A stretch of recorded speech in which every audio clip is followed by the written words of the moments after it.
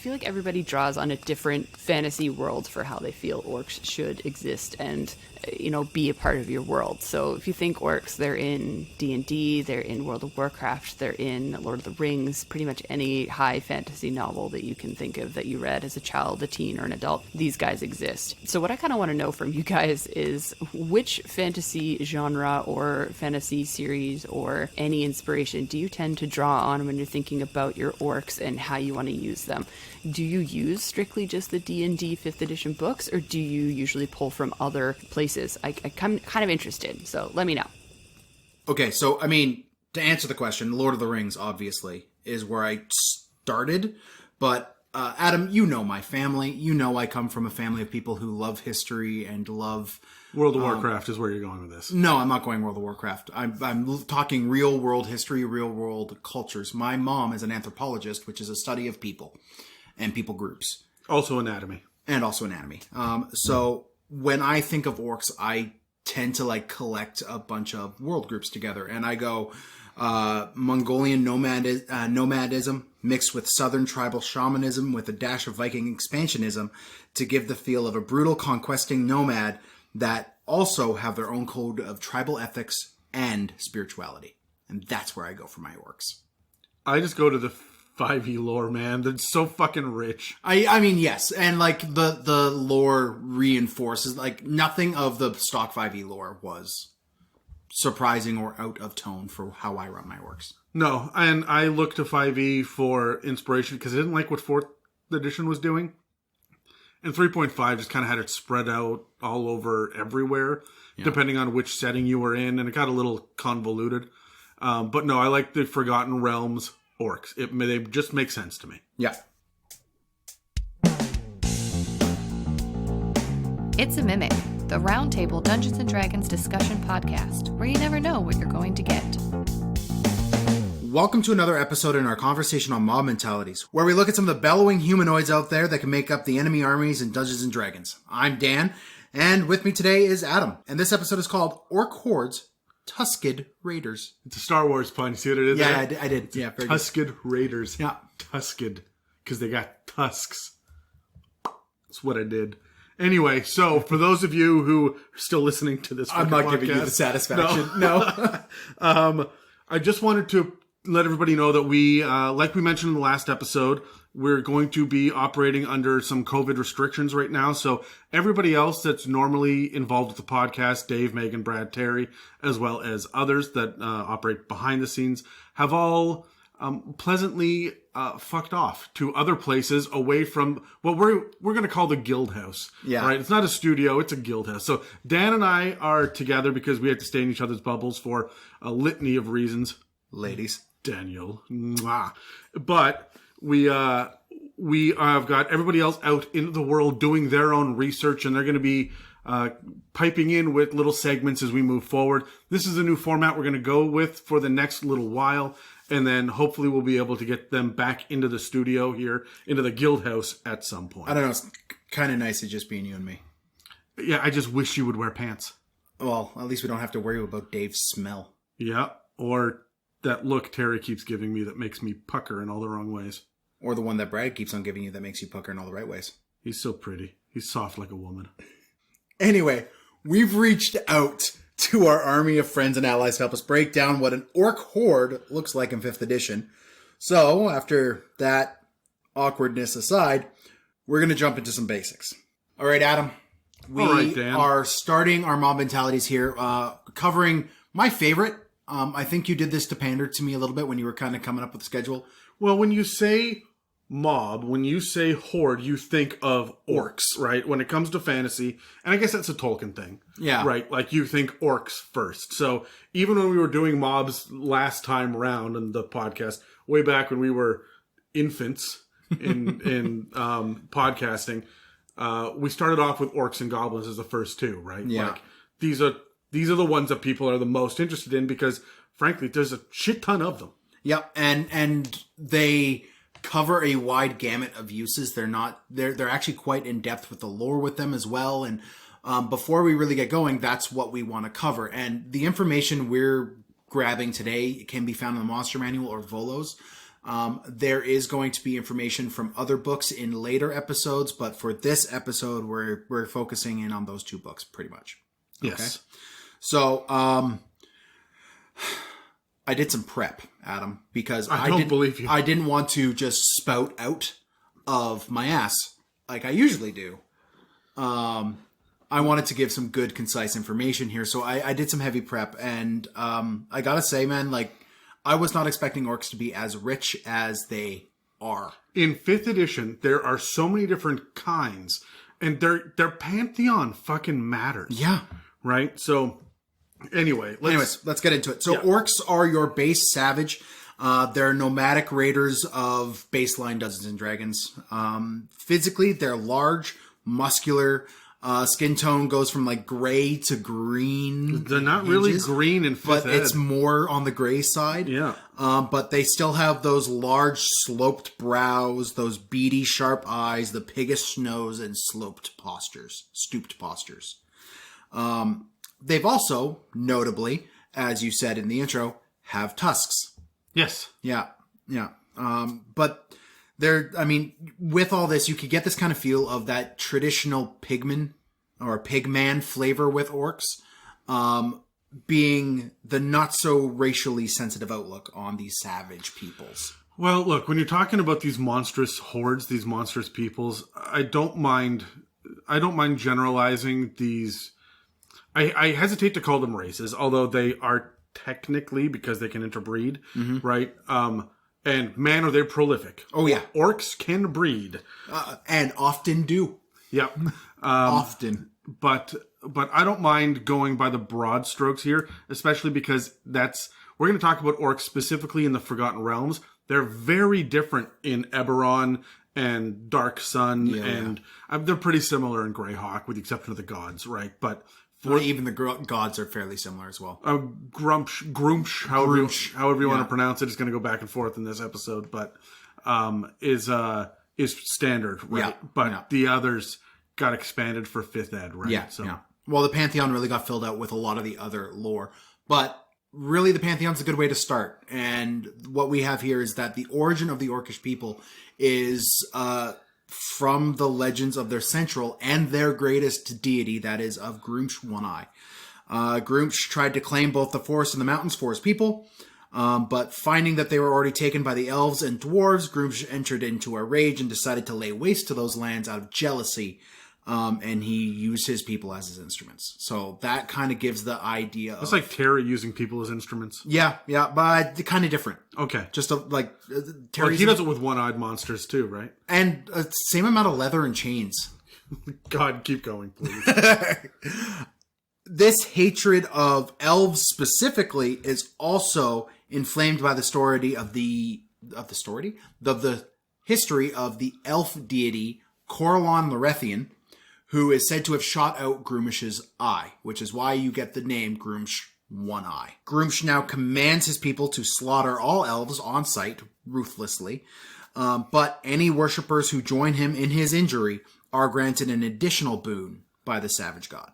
So I've come across in lore in the past that orcs will actually subjugate dwarves specifically because orcs don't craft their own shit, right? No, they get dwarves to do it. They will actually work in tandem with some human raiders and like savage barbarian tribe humans, right? And so they've got some tolerance for others. A lot of the times they'll just take over a stronghold and kick people out. They'll slaughter the warriors and let the others go because they're going to circle back, right? They want to leave someone there to restart that thing, so when they come back around in their nomadic cycle, they have another place to raid here, and they can survive here for another couple weeks. Yeah, and so they're not looking for total slaughter, except with elves. Elves, they will kill down to the last fair-haired, cabbage slippered wearing motherfucker that they could find, right? Knife-eared motherfuckers, yeah. Anyways, it's relentless, their assault on elves. They will often, when they are taking over a dwarven stronghold, those dwarves that they don't enslave, they will also kill to a man in that regard. But it's by no means a flared up hatred as it is with elves. So here's one other thing that I want to get into really quickly because it's implied in the lore, but it's never stated anywhere specifically. Do you know what happens when an orc dies? No. They go to battle with underneath Gruumsh for all of eternity in the everlasting ongoing battle, the same way the goblins do under Maglubiet, right? Okay, yeah. And so Gruumsh and Maglubiet are actually fighting on the same plane in a war that is consistently brewing in the afterlife, much like the Blood War is between devils and demons. So how do you think orcs and goblinoids interact in the mortal material plane? They've got to hate each other because it's built into their system, right? I guess that's true. Yeah, I've always kind of played them as allies, to be honest. Yeah, I have as well. But then when I was doing my reading, I went, wow, this is really like set up in the afterlife to be mortal enemies. Is there a specific plane Immortal that enemies? takes... Archeron? Oh, Archeron? Okay, yeah. So that's the one between lawful evil and neutral evil, right? Yes. Yeah. Yeah, it's on the Great Wheel, it is just good of the Nine Hells. Oh, just good of the Nine Hells. Yeah, so just a little bit better than the Nine Hells. That fits because orcs, by their base nature, now a lot of their mechanics say they're chaotic evil, but by their base nature, they're kind of neutral is where they sit. They've got their own rules and their tribal laws and stuff too. Yeah. Right? I mean, it's might equals right, but... Yeah, but right. I mean, but like if you take an orc and you civilize him, you take him out and you raise him in a civilization, he'll still have this innate blood sense under his skin. He'll still have this might makes right mentality, but he's gonna have a code of ethics and morals, and he could be good. They really do get into that shit in the Eberron setting as well, which we're not talking about, but they're very lawful there. Yeah, yeah. Now, your generic base orc, we did mention, is a nomad. And it's because... Which is ironic because he's always mad. Hey! And it's mostly because of this nomadic lifestyle that orcs also pillage and scavenge what they can and either leave the old or infirm to rebuild, like we mentioned. This gives them a target to loot again, or they'll just burn to the ground everything that they can't use and then move on to the next thing. Yeah, I mean, it depends on whether or not you're part of the cycle already, I guess. Mm-hmm. Yeah, their settlements are really, really interesting as well, because what they'll do is they'll settle near, like, civilized land, like just on the outskirts or the borderlands of wherever they are intending to raid. They will settle there, and their settlements will have primarily defensive qualities to it. And what this will do is they're just there to settle long enough to do their raiding and pillaging, get what they need out of the settlement before they'll move on. So their settlements will be not for long term. They're not there to survive many years. They will set up often in old ruins as well, or near old ruins, because those will still offer protection for like heroes coming in to stop them before they could do their raiding. Right? So Can I interject with a thing really quickly? Sure. Okay, so all of your stuff about the defensive battlements and whatnot really tracks with a legend that they have written in the source material. Okay. Do you know about King Obuld Many Arrows? I know extensively about King Obuld Many Arrows because I have read all of the books that have him in it. Okay, well, I'm going to go through it for those people that don't know. So here's the blurb. Here's what we get out of... I'm not going to read it directly, but here's a general gist for people that are listening. King Obuld Many Arrows is the most famous Orc Warchief in the entire history of D&D. Yeah. He was the most cunning and strategic Warchief in Forgotten Realms and was infamous and praised for his horrible temper, which is hilarious that he is praised for being brutish and savage as well. But that gives you kind of an insight into what Warchiefs, that chafes me. It's not the Kansas City Chiefs. Maybe it should be. But it gives you an insight into kind of how they operate and how other orcs see them. Yeah. He absorbed dozens of smaller tribes into his own until his horde reigned in the thousands. Then he claimed lands in the spine of the world, which is a massive mountain range, and waged war for years against humans, elves, and dwarves on all sides. Yeah. Eventually, though, he ended up suing for peace. And this confused the majority of the orcs that followed him. It's considered to be either the cleverest way to bolster the Orc Horde and prepare for the most devastating attack in Orc history, or it's utter blasphemy and King Obuld Many Arrows needs to be dethroned and executed. And there seems to be some disagreement among the massive horde about this. But apparently that's still sitting there at the spine of the world. Yep. So there is a book, I can't remember the name of it off the top of my head. I think it's Many Arrows. It's another one of the Dritz books. Like Dritz and Obald butt heads quite a lot. Dritz, of course, being the famous Drow Ranger, who brought a lot of the lore of Forgotten Realms to the surface. There's a book that takes place like 200 years in the future of where Dritz's stories normally take place. Like all of his friends are long since dead, even the dwarf ones. And it's just him kind of wandering around the world. And he's like talking to King Obald Many Arrows the Third in the Many Arrows country that has been established because of this, right? Okay. So I'm not exactly sure if that's canon anymore because that happened sometime during Fourth and things were weird in Fourth. Yeah, they But were.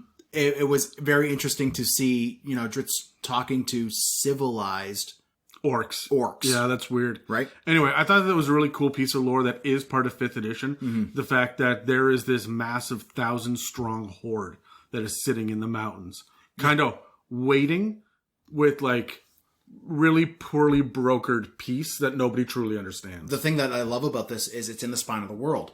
North of the spine of the world is the Icewind Dale. And if you are doing Rime and the Frost Maiden, your party might try to leave through the spine of the world, which is a impassable mountain range for not just terrain, but also the thousands of orcs and giants that live there. Yeah, there's a large piece of history as well. We talked about in the Waterdeep episode about this massive orc horde that came in and threatened everybody and then left again. Mm-hmm. And the Waterdeep, or what would become Waterdeep, kind of weathered that storm, whereas other civilizations around didn't. And I assume that those orcs have moved up to the spine of the world. So that really does seem to be an orc base. Yeah. Now, I mean, if you are paying attention, you've noticed that their society, if you can really call it that for the baseline orc, is patriarchal and leaning towards the might makes right model. We're going to be saying those three words a lot here, right? And that's just traditional orc lore. The stronger, the more hardy you are, the more successful you will be in the tribe. If a warlord can unite some tribes to form a larger warband under a prolonged and encouraged bloodlust, they could be in power for decades or, as we've seen, hundreds of years. Assuming they don't live that long. Their lifespan isn't that long. Their lifespan is incredibly short. They only live... Is that by design or... I mean, it's a matter of it. I'll be talking about that in a minute. Okay. All right. Okay. So the one thing I did want to mention about the war chiefs real briefly is they will often, after they get these large armies together and do their raiding, they get the pick of the loot. And one of the things that they love more than anything else, and as a Warhammer 40k player, this is something that kind of tickled me, is a war chief.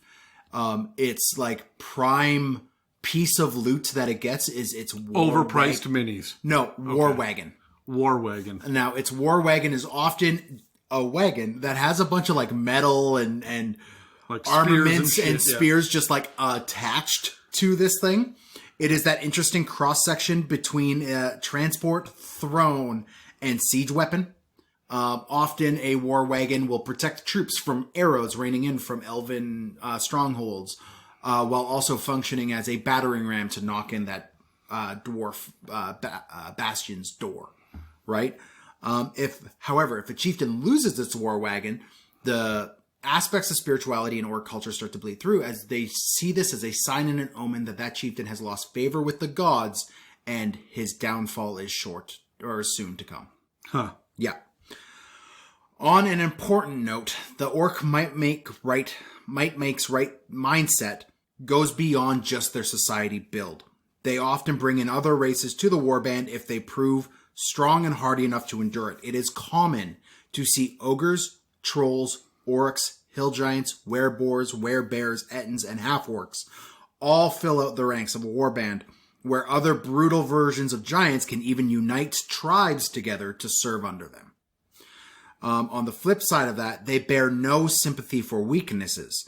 Every single warrior, every single person in a warband must be strong enough to take what they need and keep it. Orcs rule by savagery and numbers and have no interest in peace treaties, diplomacy, or negotiation, which is why all this stuff with Obald is weird. Yeah. And you're either under their command or you're dead. Now, to survive this warring society, Adam, we did mention earlier, and now we're going to get into it, orcs reproduce prodigiously. They... Get the fuck on. Oh, yes. But here's the thing about them. They don't marry. They have very few emotional family bonds, so there's probably a lot of incest going on as well within the ranks. They view mating purely as necessary. Okay, all right. You mean just like the family trees or family circles, just because that person's my second cousin twice removed and my third cousin once removed, and yeah. It's not so much that really nasty level of incest. I think it could. Like, I think you're getting Lannister level. But I'm not going to in my campaigns. I'm just going to say that. Okay. Hey, Session 0 stuff. But like, when you are a nomadic tribe wandering around and you are in your literal bubble moving around, there's not going to be a lot of options for you. I mean, I guess that's fair enough. That's probably why we get a whole lot of half-orcs as well. Yeah. Oh, yeah. And like half-orcs, the other half can be a lot of other things other than human. Yeah. Right? Like, it just is. Anyways, because they view mating as a necessity, and often they will send a mother who is about to birth into a spawning pit, is what they call it. That's what I call it too. Right? So, anyways, the children have to endure this brutal lifestyle as well. A child, as soon as they're able to pick up a stick or a dagger, they are considered part of like a active weapon in the hands of the war chief. This means a child of 4 is a juvenile orc, and a 12-year-old orc is a fully functioning adult. This is a great way to mess with your party. Yeah, right? Yep. How old was those orcs you just killed? Oh, the oldest one was 15. Have fun. Yeah. Right? Most orcs don't live past 25 due to battle or illness, but your typical orc will die of old age around 40 to 50. They get ancient at around 50 years old. As soon as a child can wield a weapon, it is trained, tested, and if found wanting, culled from the tribe to make room for the bigger, stronger youth. These children that are culled are either taken under the wing of the shamans or killed and left for Auroch food. Aurochs, by the way, are large cow-like beasts that many orcs use as beasts of burden and war mounts. Sorry, they're Aurochs. Orcs. Aurochs and orcs. Yeah, orcs. Okay, you are not making this easy for the listeners. Aurochs. A-U-R-O-C-H. Yeah. Right? They are basically large cow... Well, they're war bulls. cows. They're battle bulls is what they are, right? Right. Now, orc tribes do tend on the smaller side because they don't get along well with other tribes. Most, like your larger tribes, are only going to get around 100 to 200 strong, and they violently oppose the encroachment of other tribes. That said, they can unite under one cause, such as ridding an area of a dwarven stronghold, or clearing out elves from this one forest. Or Saruman. Yeah. Yeah. Now, the spirituality of orcs is one of the most important parts of their culture. They're tribal and shamanistic. That means they live to honor their gods or ancestors and often live in fear of offending them. They see signs and omens as ways that their gods commune with them. This also makes them superstitious and easily influenced, although they will bow to the wisdom of their medicine man or shaman if there is a conflict involving a sign. They will also have representatives of each of their gods in their camp taking action in their chosen roles. Whether it's Gruumsh, Yurdis, who's the god of death and disease, Shargas, the god of darkness and sneakiness, Bogtru, the god of strength, or Luthik, who is Gruumsh's wife, which is interesting because there's no marriage in orc tribes, but here's Luthik, and the cave mother and goddess of fertility is what her whole role is. Part of this spirituality is the orc's fixation on colors. Is there anything for Ilnivil as well? Yes, there's more. Like, okay, this was more. just a sample. Yeah. There's more out there. They have a rich pantheon. We'll get into that next episode. Orcs, when they are going to war, will often paint themselves up in war paint, and the color of that war paint has different functions as well. Red will mean conquest, grayish, white, or ash will mean like death, and black would be darkness. These are to communicate to whoever they war against what their intent is, right? As well as to be intimidating and scary.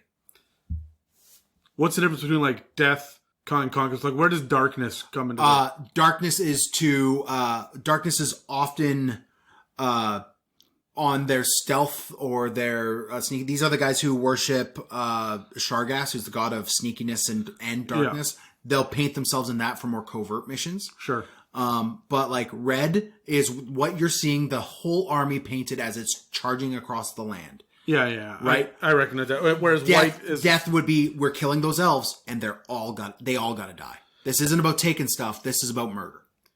Yeah, okay. I think also, like, the Claw of Luthic and the Hand of Yurtrus and whatnot are also in white as well. Yeah. Because they're like the healers. Mm-hmm. And so it's not just death, it's also disease and staving off death, funeral rites, that kind of thing as well. Yeah. That is the culture. That's the overview of kind of what to expect from the flavor of orcs. If you are role-playing an orc, remember that they aren't inherently evil, like a gnoll is, for instance. Because gnolls are very, like, demon-born and... Yeah, they are... What's the story they there? are chaotic evil with a capital C, capital E. Yeah. Orcs are just savage and have a genetic bloodlust hovering just under the surface. I feel like they're more anarchist than pure chaos. Yes, they like their freedom. Yeah, don't tread on me. Yeah, right? So, orcs would love a good fight and relish in the shedding of blood. Some traits to focus on would be possibly enchanting on a war song before or during a fight, or drinking the blood of the monsters they slay. They believe in strength and dominance and glory, while also being willing to die for their tribe, carry a totem of a great warrior, or the reliance on this tribal sense of honor and shame. Remember, an orc will also likely take trophies of hated enemies on top of all of the other treasures that they'll take. This is elf ears, dwarf beards, skulls, flayed skin, scalps, fingers. Fingers. Oh my god, not my fingers. They're often forms of treasure that the orc will carry with it as a trophy for itself. Now, the orc language, just really briefly here, is a guttural mix between like a pig and a rabid dog, is what it sounds like. That's one of the things that's interesting about Dungeons and Dragons is the history of the orc is tied to like pig men. Yeah. Right? It's not the almost like ape visual that you're getting based on the art in 5th edition of the big like giant, almost knuckle dragging, giant shoulders slumped forward. No, if you go back and look at like 1st and 2nd or AD&D, you're dealing with pig men. Yeah, that's where they get these like piggish snouts and the tusks and stuff from. Yeah, this will lead a lot of their names to have that harsh consonant sound. You're not going to have like Wesley. Yeah, there's no Wesley the orc. There's no Wesley the orc. It'll be like Grutok, Shagog, or Jaruk. It sounds very Klingon. Yeah, they're Klingon names. Yeah. But Kabla! Yeah, right. And the cultures mix as well there, right? Like they're very analogous to each other. Yeah, they feel like they do go hand in hand. Yeah. Now that's as quick as I can make it overview. Any other information you want to see? I mean, we talked about orcs way back when in our Mob Mentalities episode 15, Orcs, the Sword and Board Horde. You're welcome. That was also me. Yeah. Call it out now because we didn't call it out then, probably. But we also have the next episode is going to be about orcs as well. Yep. So we've got even more about their pantheon and how these kind of specialized members of their group interact with the horde in general as well. Yeah. So before we go on any further, let's hit a commercial and then we will reach out to our companions to get some further breakdowns. Did you hit record? Yeah, go ahead. So, as some of you have noticed, obviously, Dan and I launched a bit of an informal side project where we go through one of the Dungeons & Dragons publications at a time and determine the pros and cons and our overall thoughts. And the first one we did was Icewind Dale, Rime of the Frost Maiden. We went over almost every page, covering moderate spoilers for the adventure without giving the ending away. We covered things that interest players or may be useful to dungeon masters to get inspiration from. I always love going through the monsters and the items and the player options. I really enjoyed seeing all the different forms of the Frost Maiden and investigating everything about her frosty lair to her maiden head. Dan? What the fuck, man? I need you to take these commercials way more seriously.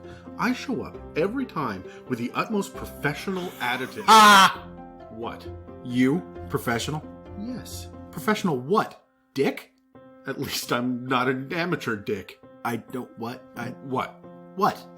What is your problem? What's an amateur dick? Well, I don't know. Obviously, by definition, it's a dick that doesn't get paid. Does your dick normally get paid? I mean, it should. Well, I'm not sure that Canada's ready to reintroduce the penny, Adam. Go fuck yourself, Dan. It should be getting paid in pounds, if you get what I mean. You could pound it on your own time. We're trying to record a commercial. Okay, anyway, Dick, we're going to periodically continue working our way through new releases as they come. Gross. As well as discussing some of the published material from Wizards of the Coast that has already hit the shelves. There's a lot of info out there for 5th edition, but not every DM or player knows which book to pick up next, or what to expect from an adventure module. After all, there's some great additions to the library, and then there's, well, Rick and Morty versus D&D. This series is going to be sporadic and unscheduled, so keep your eyes out for these, and let us know if you agree with our assessments. We hope that you'll be able to use the series as a guideline for which books deserve your attention for your own personal needs as a D&D player, but keep in mind that they're going to be full of moderate spoilers for the adventures, and they aren't meant to tear into specific mechanics or stat blocks. As we go on, you'll be able to find previous Legend Lore episodes in a playlist on our YouTube channel, or check out the episode guide to see what books we've already covered by looking at the post on r/itsamimic on Reddit. Now, let's get back to the episode, shall we? Fuck, one of these days we're going to record a normal fucking commercial. I highly doubt it. Well, whose fault is that? Mostly yours. Disagree. Okay, before we get into the nitty-gritties today, it should be noted that all of the creatures are chaotic evil, medium humanoids. They're just orcs. Okay, Yeah. They all got a speed of 30 feet. And the exception to this, of course, is their mounts, which have to be, by definition, in D&D, one size category larger. Yeah. They usually move faster as well, just by the nature of being a mount, as opposed to being like a beast of burden, which tends to move slower. So when we talk about mounts, I think Dave is going to talk about Aurochs here in a minute. It's a little bit different than everything else. Now, orcs, they don't seem like much at first glance. When you look at an orc, they seem to be just a really basic mob member, but an AC of 15 and 2d8 plus 6 hit points is actually pretty daunting at low levels. Yeah. Considering that they're like a CR half, that's Well, not nothing. Your average PC should be considered a CR half when they're level 1. Quarter, because it's a party of 4. Yeah, that makes sense, yeah. Right? So every orc is twice as powerful as a level 1. So that's why they get 2 hit dice.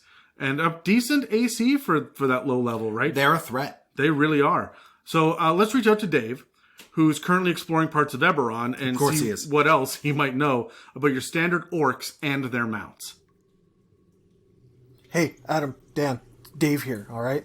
I am up in them Orc Hordes. Like I told you, I'm looking for some more information on the Draconic Prophecy. But while I was up here, I got to having some beverages with some friends last night, and we got to talking. And we started talking about orcs. And let me tell you, these guys are nothing like I thought they were. I've never actually seen one in person. I mean, I've seen Dan, so I just kind of assumed that they were like that. But they're not. I mean, they're not even green, okay? But, like, the coolest thing about these guys is they are super strong, and they've got really high constitution, way more than a regular human would. They're fairly dexterous as well, but as I'm sure you guys know, they are dumb. Now, they can be wise, and they're about as charismatic as a human, but they are less than intelligent. Let's go with that, all right? Now, they do have a couple of, well, let's be honest, just one real skill, and that's that they can intimidate people. They're a little better than average at that than most people. But I mean, if you were big and gray and had a big long face and tusks and big bulky arms and everything, you would probably be intimidating too, especially if you were, how do I put this, less than pleasant on the nose and not just the eyes, okay? Now, these guys, they have pretty good dark vision. They can see in, like, absolute pitch black. Now, they do speak Common and Orc, and they have a challenge rating of about a half. So, they can be formidable, but they're not always. They're strength in numbers, right? But, I mean, that's the whole thing about mobs anyways. The coolest thing about these guys, though, is their special ability. They are quite aggressive. Let me tell you, I knew a guy once who got into a fight with a bunch of orcs, and he was new to the realm that we were in, and he thought that it would be okay and that he could just walk in and confront these guys and the rest of his party would catch up to him and he would be okay. But boy, was he wrong. As a bonus action, these orcs can move up to their speed as well as moving their speed. So they can almost double move. Well, they can, not almost, but they can double move, with using their move action and bonus action. It's incredible. Anyways, this guy got surrounded and, I mean, he didn't make it. There was like 10 of them in a troll. So that should be a lesson, right? Wait for the rest of the part. If you are a rogue, let the paladin go first, right? Now, in addition to the orcs, we also got talking about these, I don't know how else to call them, Orc Cows. They're called Aurochs, all right? They're these big cow-looking things with big curly horns and, I don't know how, like a big humpy back. These are things that an orc would ride. These things are pretty, excuse the pun, pretty beefy. They've got a fair amount of hit points, right? 4d10 plus 16. They've got an AC of 11, so it's in my opinion, a little below average. They're easy to hit, but of course they are. They're big creatures, but boy, can these things move. Probably about 50 feet around. So you can see how an orc riding on these things can maybe change the dynamic on the battlefield. Now, these things are quite strong, right? And they have really high constitution as well, like almost otherworldly. Creatures don't get stronger than this, typically. Again, they're cows, so they're not super dexterous. They're average, but they're not anything to write home about. They are dumb as a post, and they are not charismatic. However, they are a little above average in their wisdom. All right, their passive perception's 11, so it's going to be kind of hard to sneak up on these guys. They don't speak any languages, and they are a CR of 2. So you can see how maybe having 3 or 4 orcs riding Aurochs in an encounter could be a little more daunting than just a regular orc combat. Now, the Auroch can charge, which, I mean, of course they can. It's essentially an orc bull. If they move at least 20 feet in a straight line and then hit with their horn attack, their gore, then they can do extra piercing damage as well. And on top of that, the creature that it hits has to do a strength save as well or be knocked prone. You mess with the bull, you get the horns, right? So I thought it would be really interesting is if you maybe had a couple of these guys, like if you were in, say, like an open battle against some orcs, you could really use an orc on an Auroch as battlefield control. I don't know if a lot of people do mounted combat, but this is an interesting way to not just have your party mounted, but to have their opponents mounted as well. I find it's very uncommon to have anything other than just like guys on horses fighting you when it comes to mounted combat, but these are like a nice, interesting flavor, especially with the charge and the gore. If they hit a player paladins, for instance, on a horse, and they knock the horse prone, what does that do to your player, right? Like, you can add extra depth to it that way as well. It's just super interesting. And of course, if you have a herd of them charging towards your party, I mean, they are just a CR2, but like I said, they are pretty beefy. Your guys are going to have to get out of the way. There is no way to, like, stop a horde of Aurochs, or not, horde, let's go with horde, of Aurochs coming at you. You know, this is Mufasa trying to save Simba from all the wildebeest vibe. You could do something like that with this. Like, these things are just so much more than just an orc cow. But as far as the orcs go, just orcs themselves, like, these guys are the ultimate D&D bad guy. These are the guys that you're gonna run into. These are your fodder. This is your main mob guys. It should almost be Dungeons and Orcs because, you know, like, orcs are so ingrained into high fantasy. You know, I think I've probably fought more orcs than I have dragons. All right, anyways, you guys, I gotta go. I'm still, like I said, I'm looking up some more information on this Draconic Prophecy. But if you guys need to get a hold of me, you can find me at the r/It's-a-Mimic subreddit. I'm on there most of the time. Right now, I gotta get going. I gotta go find passage to the next area. I got a couple more clues about this Draconic Prophecy, and I gotta start following that through. So, I'll catch you guys later. Adam, Dan, back to you guys. So one of the things that Dave mentioned that I really want to hit home here is this idea of this aggressive trait. Most orcs get it. No matter what type, almost everything we're going to talk about in the next 2 episodes get them. And it is badass and terrifying. Aggressive is one of the hallmark traits of orcs, and so it's important to understand it.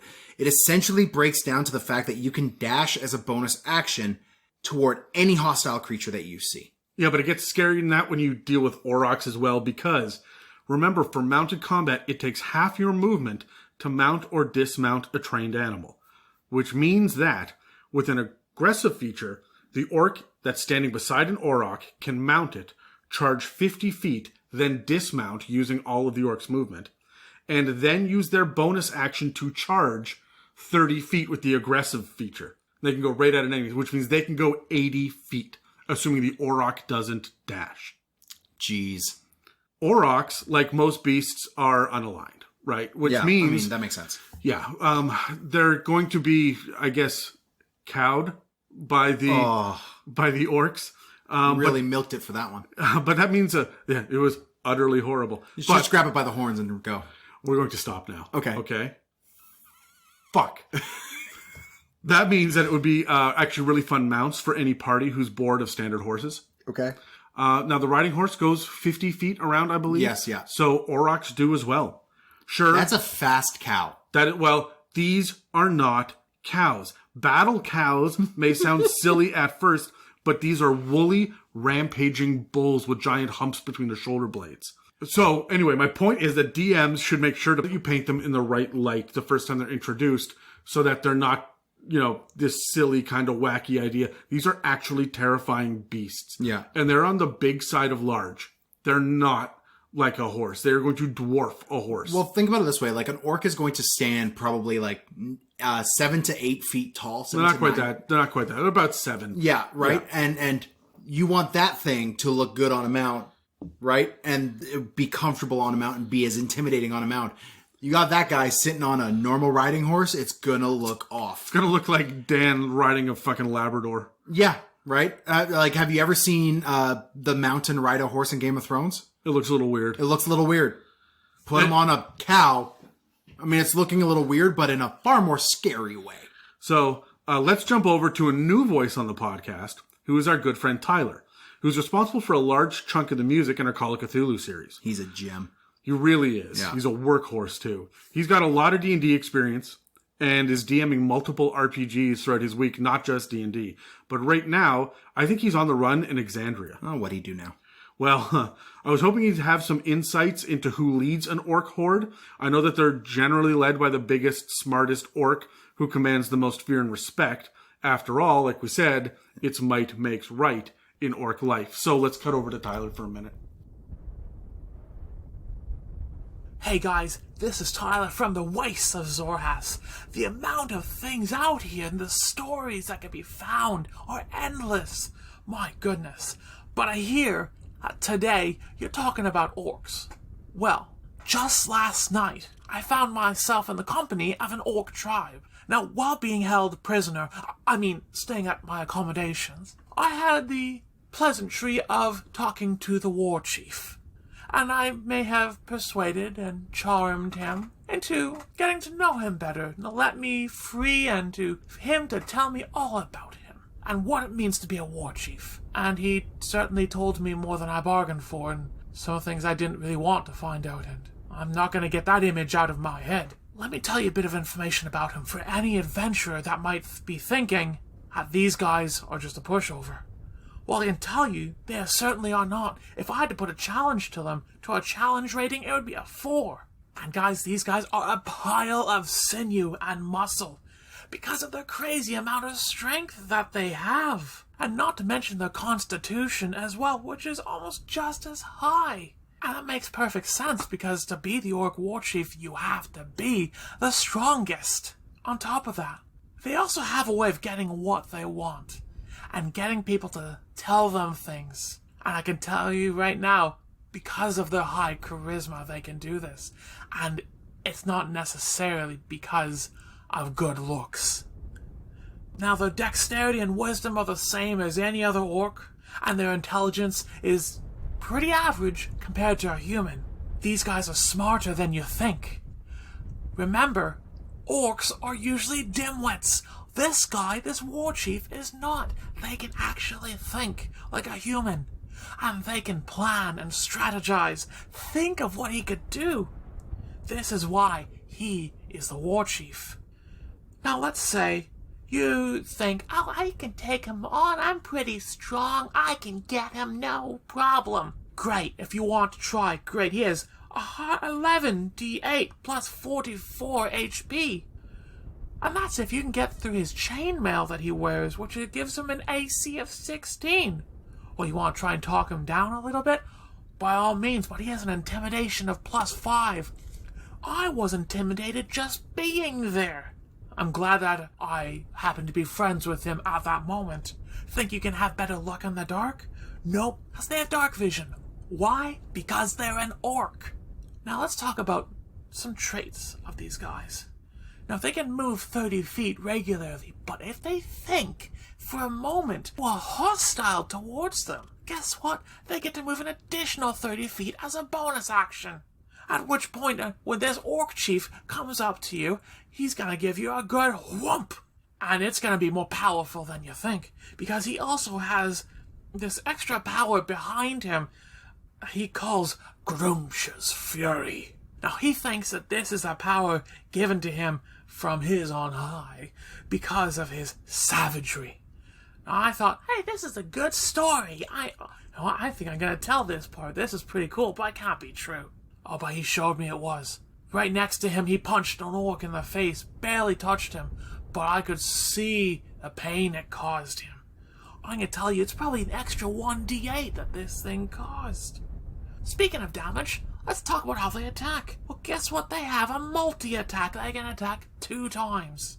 They can either do 2 swings with their massive great axe. I could barely pick this thing up. This thing has a plus 6 to hit, a d12 of damage plus 4, and remember Gruumsh's Fury, so it's another d8 on top of that. That's 2 heavy hits. Or if he doesn't want to, he also has a spear. He can gut you with a spear and then throw it at another person. This guy's pretty savage. This is why, again, he's the warchief. But on top of that, he can also let out this baleful battle cry, and it causes all those around him within 30 feet, those that he chooses, to have advantage on all attacks. That means if you're going to attack this guy and there's more people around him, he lets out this cry, everyone gets advantage on you. And guess what? Afterwards, he gets to do a good hit on you as well. So he's going to let out this cry and then whack you, and then everyone else whacks you too. Now, he showed this to me by, again, releasing this howl, and it caused all those around us to suddenly come forward, and they cheered, and they grunted, and they kept going while I made my escape.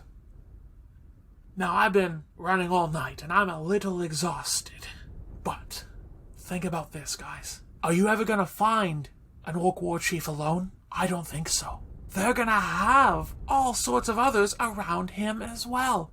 I'd say at least 6 or 8 if it's a hunting party. Now, do you really want all of those orcs coming against you? You don't want to piss this guy off. That's something to think about, guys. You now have all these orcs against you. Let's say there's 8. Each half CR. That's a total of 4 plus 4 of the Warchief already. And you have all these numbers against you. This battle has suddenly become a lot more difficult. So next time you think you are ready to take on an Orc Warchief, best be ready, because he's going to let out that cry. And suddenly everyone else is also against you. Speaking of which, I think I hear that cry in the background.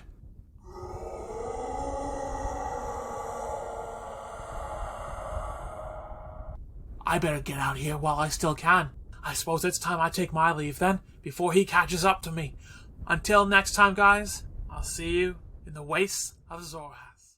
Okay, so thanks, Tyler. You can tell that these orcs are special because they've got these increased saving throws. That indicates, with anything with an increased saving throw, that they're supposed to be even hardier than their stat blocks imply. Whenever you get a saving throw listed out in a stat block, it means that they're better at these saves than their modifiers show. So these are almost like they are proficient in this as well. So for the Orc Warchief, for example, we get a strength of +6, a con of +6, and a wisdom of +2, which is beyond what their standard stat block would offer. Strength and con +6, that's beefy considering the low CR that we are dealing. These are still tier 1. Yeah.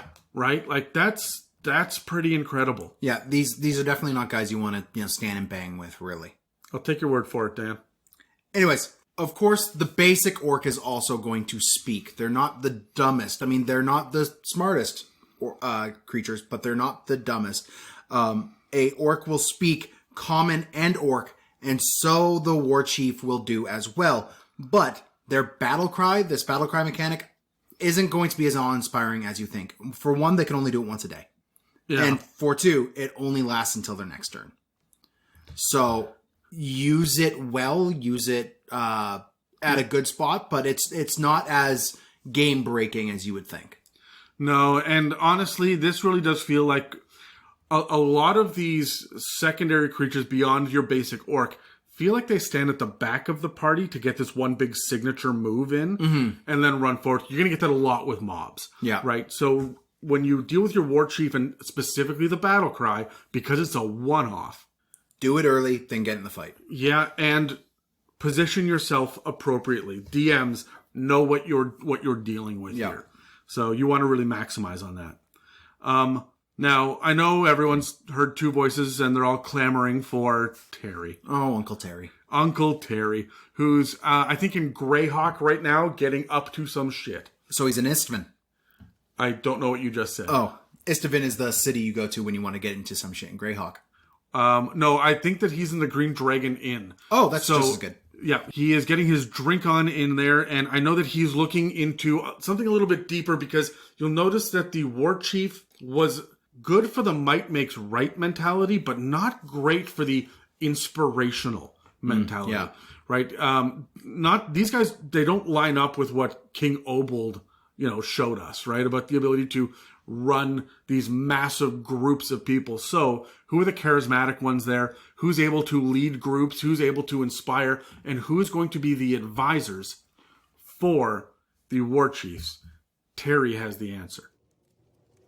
Thanks, Adam and Dan, for throwing it over to me. I'm over at the Green Dragon Inn, just getting ready for a little adventure myself over at Castle Greyhawk. For those of you that know me, know that I like a little adventure and I know my way around a two-handed polearm. But less about my familiarity with large weapons, and let's start talking about orcs, in particularly the Eye of Gruumsh. Now, if you're looking for a little bit more depth in your use of mobs and orcs, then here's one for you. So for those of you that don't know, when an orc slays an elf and presents that corpse as a sacrifice to Gruumsh, their god, an aspect of the god may visit that orc and may demand an additional sacrifice. That'll be in the form of one of its eyes.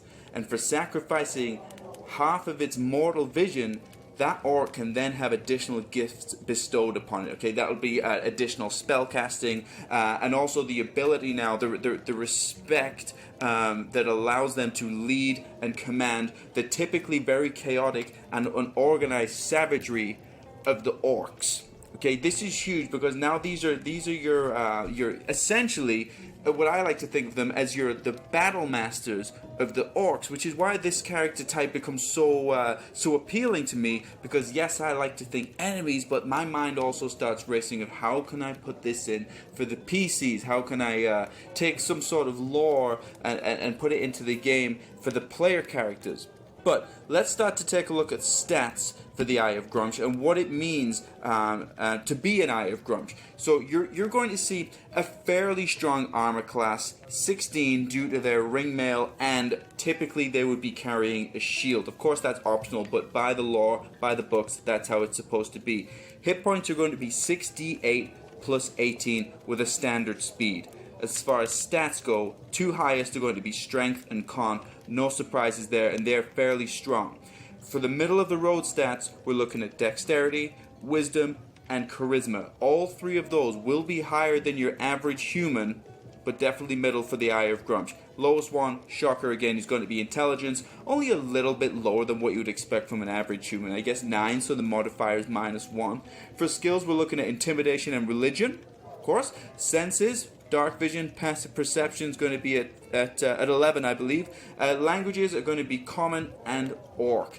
Now, I know for ease of the game, typically we'll come across mobs, and if the party speaks common, it's kind of expected that the orc speaking back will just speak common. That's how often dungeon masters will just speed the game up. But I think if any type of orc is not going to do that, I think it would be this one. If any type of orc is going to be so loyal to their god, they're going to try and press the conversation in orc. And as far as role-playing goes, which is often a forgotten pillar of this game, I find, and one of my favorite parts of this game, it's fun to explore that, because you're causing players to then look to spells or to try and come up with different ways of communicating. I think you have a great excuse with an Orc Eye of Gruumsh to do that, because they're going to be very devout. Okay, let's look at abilities here. Orc Eye of Gruumsh are very aggressive. Okay, so that means that as a bonus action, the orc can move up to its movement speed towards a hostile creature that it can see. That makes perfect sense when you think about orcs charging these particular types of orcs, leading the charge. They can move as a bonus action up to their movement speed. Okay, they have what's called Gruumsh's Fury. That means the orc deals an additional 1d8 damage when it hits with a weapon attack, and that's just included in the attack. Okay, makes sense again. But we were talking about spell casting earlier, so let's look at that. So this particular orc, the Eye of Gruumsh, is a 3rd level spellcaster, wisdom based. Their spell save DC will be 11. As far as spells go, cantrips at will, guidance, resistance, thaumaturgy, sure. 1st level spells, they get 4 slots. They can do bless and command. Interesting one with bless, but I suppose it makes sense, or it makes sense to me, because they have been visited by an aspect of their god. They've been given additional gifts, and their role is as leaders to the orcs. So a buffing spell such as Bless, to me, makes absolute sense. 2nd level, they get 2 slots. We're looking at Augury, Spiritual Weapon. Typically the Spiritual Weapon will appear as a spear, and I imagine that's because their standard weapon by the text is a spear. Of course, we know we have room to play with that in-game. Okay, so how am I looking at using Eye of Gruumsh? A couple of ideas from me. I mentioned earlier that I kind of see these as the battle masters of the orcs, and I really like the idea of an aspect of the god, Gruumsh, visiting one of the player characters. I think you have an argument to do this with a half-orc. Why not? Half-orcs historically wrestle with their position in society between orc society and human society, or whatever the other half of them is going to be. So why not include them in this? Maybe it'll give them a little bit of direction, or maybe it'll give them something else to wrestle with. The fact that Gruumsh is sending them dreams, visions, visiting them, maybe even looking at bestowing gifts on them. Of course, you don't want to break your game, but there's room to play with that there. So, a battle master half-orc character would be great. Also, a paladin. How about a paladin half-orc or full orc that's being visited by Gruumsh, either in dreams, visions, or however you're going to do it, and Gruumsh is more than likely not going to be the god that player character has sworn an oath to, or sworn themselves to, or their service. How about that for a little bit something interesting? So I mean, we have these options here, such as Eye of Gruumsh, to play as enemies. But I always look to see how I can put this in for my own players in their game. And guys, that's it from me. Heading up to Castle Greyhawk. I just got to get another stout in me. And I'll be on the way up. And I'll catch you guys next time, if I'm not dead, because this bum knee's still bothering me. Adam and Dan, it's back to you. Okay, so they have thaumaturgy, guidance, command. All of those are great leadership spells, but it's also an orc with a spiritual weapon. Like, holy shit, these guys are terrifying on the battlefield. You don't really expect to see that, do you? No, that's completely out of left field. And this is where you start to get the idea that if these are divine casters, right? Well, they're favored by their god at this point, right? Like, an Eye of Gruumsh is missing the eye. Yeah, but you don't always get that. I mean, you get gnolls that are favored by Yeenagu, and you've got goblinoids are favored by their entire pantheon. Yeah. But they all get arcane magic, right? This is divine magic, specifically from a god. And so, like a specific god that blesses them in a specific way. There are rituals here. Yeah, I feel that bleeds into the fact that they're shamanistic and they're very, very spiritual as a culture. And you're going to see that more, weirdly, in the Eye of... almost said the Eye of Yeenagu. That's a different thing. Weirdly in the Eye of Gruumsh and not the Warchief. Yeah. Right? Well, the Warchief is almost like the prime material leader, and the Eye of Gruumsh is the representative. Yeah. Right? Yeah. But the Eye of Gruumsh does not lead the Horde. They are just advisors. They are the Jafar to the Sultan. Yeah. Right? Like, you'll probably have one or two of these guys for every Warchief, but, like, yeah, you're not going to have a full army of them. Now, one of the other things that's important to notice here, and this is for DMs that want to mix it up, because it is supposed to be guys with spears, right? Like, that. Traditionally speaking, the Eye of Gruumsh has a spear. So, they don't have to. Oftentimes, DMs will swap weapons out because they like the damage better. Yeah. They want to do bludgeoning because this person's immune to slashing or whatever it is.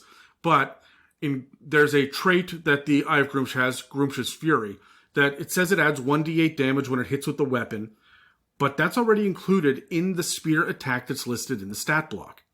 So, this should be added to any weapon attack of any other weapon the Eye of Gruumsh may use, but this doesn't apply to the spiritual weapon because it's a spell and not a weapon attack. This is basically the way I read Gruumsh's Fury. Pluralizing that guy's name is a nightmare. But yeah, you've been all over the map. Yeah, with that. but the way I view it is this is Divine Smite.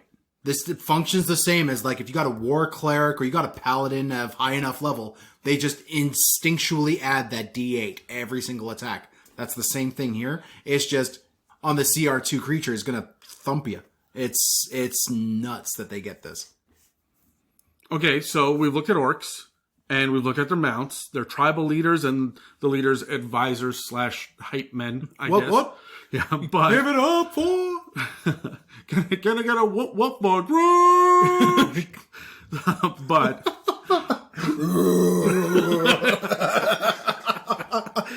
All right, let's talk about the other side of the coin. That dude's getting thrown out of the tribal camp. I could see Asterix Comics. What was his name? Obelisk. There's Asterix and Obelisk. Well, there's Obelisk, Asterix, but they're Bard that they kept on like throwing up a tree. I don't know. Farfetched or something like that. I don't know. In my head, it's Jazzy Jeff getting thrown out of the fucking mansion. Yeah. Anyway, so you can just picture an orc too walking out with like sunglasses and a backwards hat and like gold chains, right? With a fucking stick carved like a microphone. Yep. I love it. Anyway, so let's look at the other side of the coin, though, okay? Let's look at who takes care of the daily goings-on in an orc horde and what happens when a horde is temporarily between chiefs. Okay, so let's jump over to the Yawning Portal, where Brad is sneaking around and listening to some rumors. When he beatboxes, he's literally beating a box. Not even touching that. Hello, friends. Brad here, checking in from the Yawning Portal here in Waterdeep. I'm checking up on the latest news and rumors here from my buddy Durnan. Most of these rumors I'm not willing to spread until they can be verified, but I do tend to trust Durnan. One thing he has told me about is a new variant of the Orog Orc that's been found deep in the dungeon of the Mad Mage below the Yawning Portal. Few adventurers have returned, but the ones that have brought back some troubling reports. For those of you who are unaware of the Orog Orcs, let me bring you up to speed. Orogs are believed to be, among orcs anyways, a gift from Luthic, the wife of Gruumsh, and mother of all orcs. They possess exceptional strength, even among orcs, and also an intellect far surpassing their kin. Orogs are often seen as a threat by warchiefs, and are often killed off while they are young. Because of this, it is common for Orogs to be protected by the priestesses of Luthic, until they are strong enough to defend themselves. The fear of the warchiefs is largely unwarranted, as Orogs exist as a balancing force. They're protectors, and their main priority is to guard the tribe and lair, while the rest of the orcs go out raiding. An Auroch will take up a leadership role during times of turmoil, such as when a warchief dies or during infighting within a tribe. The goal of an Auroch, much like Luthic herself, is to keep the tribe together, which if you know anything of orcs, is no simple task. Aurochs are known to go rogue, especially if they are not adopted early by the priestesses of Luthic. As they possess superior strength and intellect, they can easily find themselves taking control of a clan or leaving it all together to become a mercenary. They are formidable opponents in battle, and their intelligence often catches their opponents off guard. They can formulate battle lines and military strategies that are generally unexpected, and if a hand of Aurochs get together, they can rout almost any opponent. All that being said, let's take a quick look at the Auroch stat block. Aurochs are medium-sized humanoids, orcs, with a CR rating of 2. By default, they lean towards being chaotic evil, but play them as you may. It's not hard set.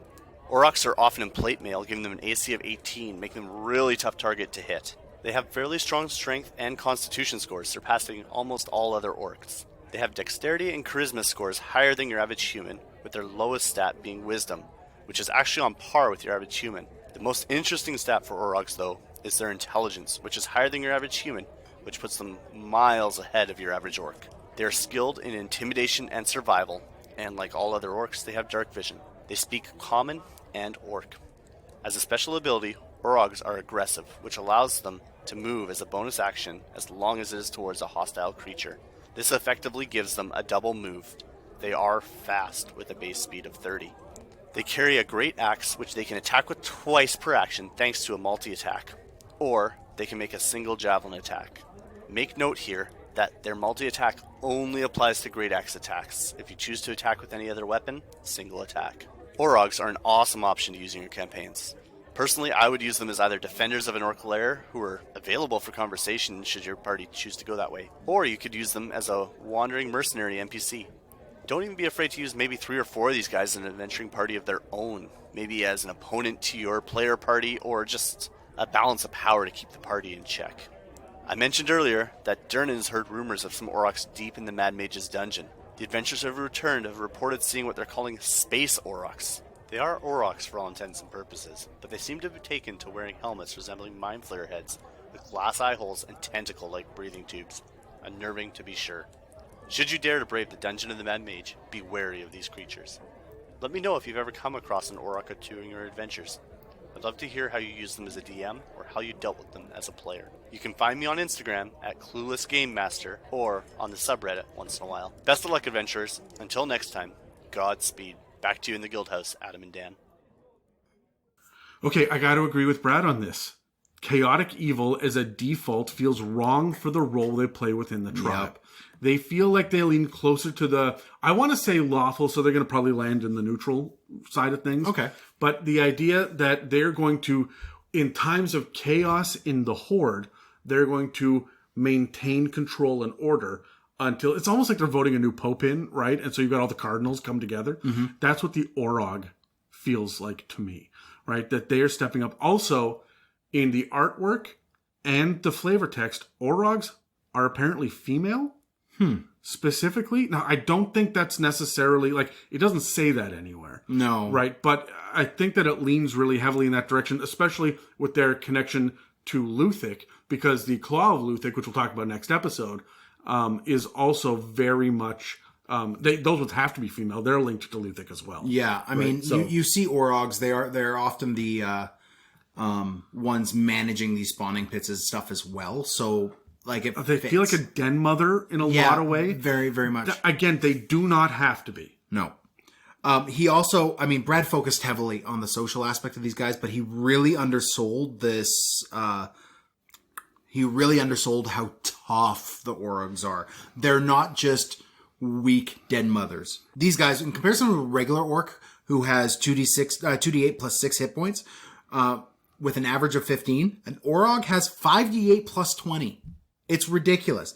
They that puts them almost at par with the Eye of Gruumsh. That's 42 on average. Yeah. The Eye of Gruumsh has, I want to say, 45.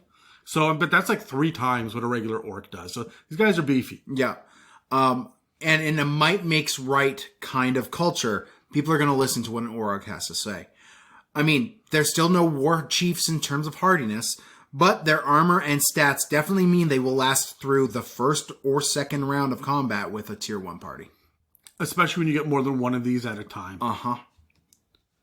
So you know who can go toe-to-toe with an Orc Warchief, though? Megan. Yep. No, seriously, just Megan. That's it. Megan is our next monster.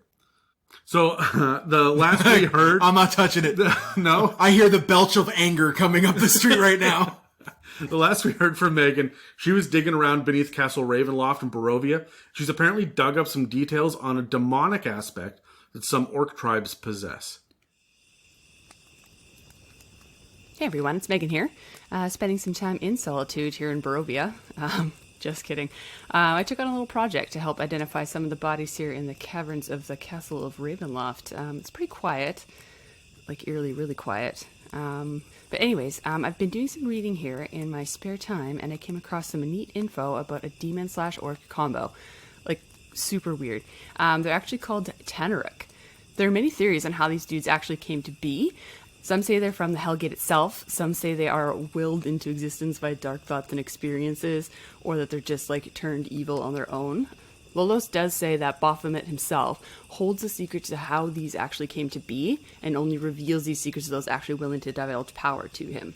But the key takeaway here is that they are half demon, half orc, born into basically a corrupt orc, which is super creepy and super cool. They even look creepy, like extra dark, extra beefy, extra sharp tusks, like the full 9 yards. Even their skin acts as armor, so like, who needs armor when you have skin of steel, right? And all this beefiness and armor makes these guys like intense fighters, crazed fighters even. Some would even say like chaotic crazed fighters. Chaotic evil crazed fighter. To the point that even their own tribes will actually keep them in captivity for their own safety, which feels like a terrible life, but that's fine. And here you can't even just breed out the corruptness. So it's basically like being born with a bad seed, and you can actually pass it down to the next orc generation. You can even skip a generation. It's kind of like a strategic genetic mutation once it's actually in the blood. So they're few and far between, but you could definitely see families of these things if you needed to. So how scary would it be to be in battle and you see all of these orcs retreat, and your team gets a breath of fresh air, and suddenly they release these guys from their cages?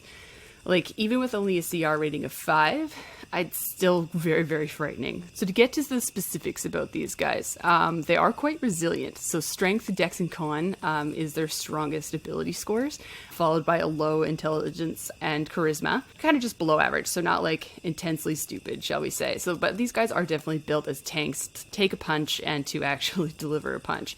So as per any orc, they are also considered aggressive. So they will have that ability to close that gap between you if he considers you to be aggressive in any way, shape, or form. And that's a key thing to remember here. That's if the orc thinks that you are being aggressive. It has nothing to do with how you feel you are reacting to this thing. If it thinks that you are going to be aggressive towards it, it will attack you, and it will hurt you, and it will try to kill you. And honestly, these guys wield like giant great swords with a huge +7 to hit. So once you get hit by these guys, it's going to be tough to come back from it, especially if you're a nice little squishy. And then on top of that, these guys just don't take too lightly to being hit. Like, in fact, they have something called Unbridled Fury, meaning any melee attack that lands, they can actually respond with a melee attack with advantage back. So it's almost like you are being punished for hitting it. So your fighters and your barbarians are going to be right in the middle of the throes of the fight. They're going to have quite a big challenge with this, depending on your level and how your team is going to help support you, right? So here's the thing. I actually want to see these guys more as big bad guys within campaigns, because it just feels like the rarity of their existence feels like it bodes a little bit more of a deeper and intense story that can be built, especially because they do have somewhat of a connection to gods. So orcs are known to have god worshippings and be part of cults and followings. They're mob mentality guys, right? So they usually have a reason for existing, which is what I love about orcs. So I feel like you could build a campaign around a horde of these being led by a giant Tanarukk that you have to come and fight at the end. It could be a good little one-shot for some lower level characters, where this guy ends up being your final battle. And I just feel like I don't see this enough. I feel like we use orcs for any reason to fight as fodder, or just to have a mob come at you and feel successful, when I feel like you could use these guys to really spice things up, even if you just threw one in there. So like, could you imagine if you raided an orc camp, or you were actually on the orcs team and you actually wanted to help save a couple of orcs, and they find one of these in captivity and you release it by accident thinking that you're saving it, when really it's just going to come and fuck you the heck up. And you just got to picture it, like it's blood and guts everywhere. So I'm in love with these guys at this point. Like, I don't want to fight a regular orc or see a regular orc in any of my campaigns anymore. I just want to see a whole bunch of these guys. Anyways, I'm going to get back to my tomb raiding. There's a lot to do in so little time. So if you want to follow me on Instagram, feel free. Yeah, you can find me at Omega O. So that's 0MEGA0 on Instagram. But I would love to hear actually from you guys, Adam, Dan. What do you think of these dudes and how would you use them in your campaigns? Now, the Tanarukk is particularly beefy, but you're probably going to hit it. It only has an AC of 14, but it's got 10d8 plus 50 hit points to more than make up for that. On top of that, the demonic heritage grants resistance to fire and poison, and it also has magic resistance, which grants it advantage on saving throws against spells and other magical effects. It doesn't get any dark vision beyond the standard orc range of 60, but when it comes to languages, it gets to also speak Abyssal, harkening back to its demonic heritage. On top of the common and orc? On top of the common and orc, yeah. These guys, I feel, are deeper and more guttural, and like they're scarier. Yeah. Just through and through. Interestingly, because it's listed as both a demon and an orc, just sidebar, not even fucking fairy dragons get fairy and dragon. This is unique that it gets two. Really? That almost never fucking happens in 5th edition. Like, even like Knoll skeletons, the witherlings, are just undead. Skeletons. They're just undead, yeah. So, but because it's listed as both a demon and an orc, it would definitely be affected by spells and class features that target fiends specifically, like the ranger's primeval awareness or protection from evil and good and things like that. So it's something to keep in mind. It's not going to help you against the rest of the orcs, but one of these guys moving through a massive group of these, of the horde and whatnot, you might be able to get a couple of really interesting one-off spells or protective things up against this one thing to hold it at bay while you deal with the minions. Do you have any other thoughts about these, 6 creatures that we've covered so far? The orc, the Auroch, the Orog. They don't make it fucking easy, do they? No, they don't. The Warchief, the Eye of Gruumsh, and the Tanarukk. Honestly, surprise, surprise, Adam. I love orcs. Really? Yeah. In every single last one of my campaigns, orcs feature heavily. Just because I love using them. I love the way their society builds. I love the fact that 5e has devoted so much attention to them so that we can see how their society builds, and we have enough to grab onto to build a full campaign based around massive combining of tribes or raids or whatever, like orcs taking over a dwarven stronghold and you needing to go in and get, the stronghold cleared out is campaign arc worthy. Like, previous editions have had orcs just as kind of that filler. These aren't filler. These are fleshed out. These are interesting. And you see the different steps and you see how their culture kind of interacts with each other based off the basic orcs, which we have here. This is why I thought it was so important to run a massive series on these mobs, because people see these guys as cannon fodder. And if you're running them properly, they're not. They're not at all cannon fodder. No. This is a fully functioning society. It's a civilization. We have a complicated power structure here as well between the Warchief, who's advised by the Eye of Gruumsh, the Orog, who's there to help out when a Warchief isn't cutting it, the rest of the orcs. The Warchief is almost beholden to the other orcs. They will overthrow them in a heartbeat if they think they're weak. Honestly, the way I've always seen Warchiefs is they are a figurehead, a person to blame. Yeah, they're strong and often the strongest in the tribe, but they've got this bit of danger of, if I make one misstep, if I have one thing go not my way, like this whole idea of their war wagon falling out of their command and then the entire tribe just turning on them because they've lost it. Man, like, they're on the raggedy edge and they know it. It's interesting to me to think about how these eyes of Gruumsh and these Orogs would play a role politically when a war wagon goes missing. How do they react when it's time to overthrow a war chief? Do they defend the war chief to maintain control? or do they make a power play for themselves? Yeah. Right? And Aurochs and the Eye of Gruumsh won't, because they have distinct roles already. So they've got to have almost someone else to push up in there, right? Yeah, there's that one other gullible orc that they could still tell what to do, right? Because quite often, I don't think that Warchief is going to be the idea man. What do you think the Eyes of Gruumsh are going to do when a Tanarukk is leading? Because a Tanarukk won't listen. No. Right? And the Tanarukk doesn't give a fuck what Gruumsh is saying, right? He's out for Baphomet and for his own bloodlust. I view Tanarukks almost as a weapon that is just unleashed and directed by an orc tribe.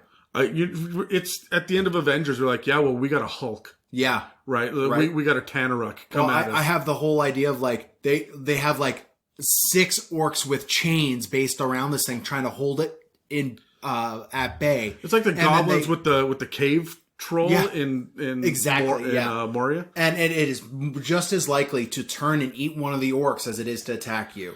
One of the things, yeah, absolutely. And because of the demonic connection there, you're really going to get more of the chaos as well. The last thing that I kind of want to say about these crazy power structures and things that the orcs are running with is this has the capability to be at least a tier 2 campaign just based on the 5e lore. Yeah. People give Forgotten Realms a lot of shit these days. As a standard, basic, catch-all fantasy setting for D&D, it kind of does everything 70% well. And look, Sword Coast Adventures Guide did not fucking help.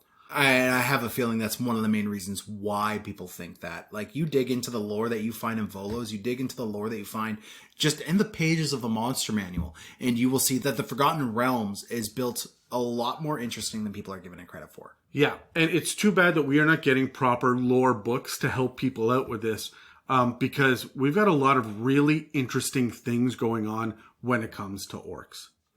But before we move on to the next portion, I just want to say thanks to everyone who helped on this episode. We miss having you guys here with us, and we hope everyone is staying safe and happy out there. I just want to remind everyone that you can find us on Instagram, Facebook, and at r/itsamimic on Reddit. You can always reach out to us through our email at info@itsamimic.com, because we love hearing from you guys, and any questions that you send us will get added to our lists for any upcoming mailbag episodes. So, Adam, we have talked about all of the orc structures. We've talked about all these other things, but I want to roll dice now, because, hey, it's still the It's Mimic podcast. We still need to roll dice.